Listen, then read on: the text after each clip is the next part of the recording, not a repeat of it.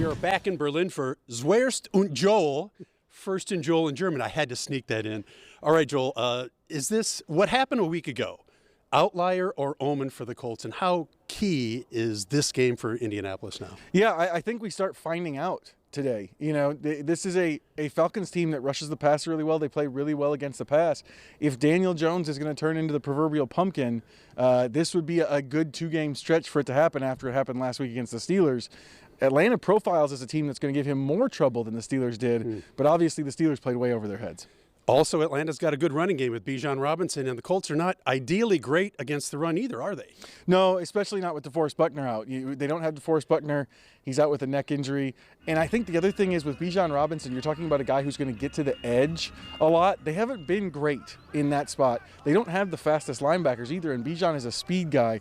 I think that makes it a very difficult cover for them. You touched on the loss of DeForest Buckner in this game. How will that affect the defense completely? Because he's the leader. Yeah, absolutely. And it's huge in this game because the Falcons have injuries at guard.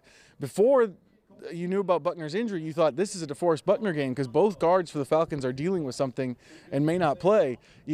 Without Buckner there, you got to rely on Adetomiwa Adebawore, Neville Gallimore. Like, they've done a good job this season, but they're not DeForest Buckner. All right, Sauce Gardner has been cleared protocol. Likely he will play some. What kind of effect might he have on this game today? I think a big one. Because as long as he's healthy enough to play snaps, I really don't think it's that difficult to put a corner, especially a number one corner who's used to guarding number one receivers, into the defense. They talked a lot about him learning the playbook. You can kind of just line up and say, go get that guy.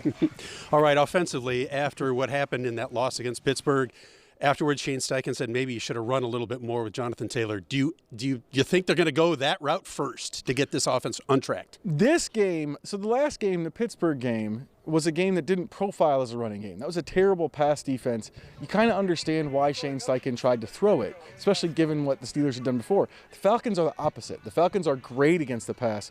They've been terrible against the run. And I wonder, looking at the defense that way, if the game plan is just going to take Shane Steichen there, regardless of what happens against the Steelers or not. The Falcons quarterback, Michael Penix, likes to get rid of the ball quickly. That could be an issue too, right? Yeah, absolutely. This is a Colts pass rush that takes a little bit of time to get to the passer. They don't have a lot of quick wins.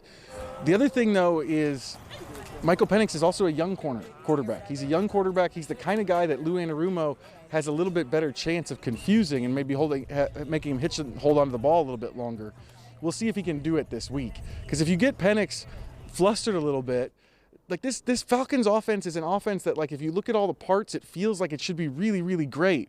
And then if you look at the numbers, they're just kind of middle of the pack. So there's something missing. All right, time for keys to the game. We got a minute left for this Colts-Falcons game here in Berlin.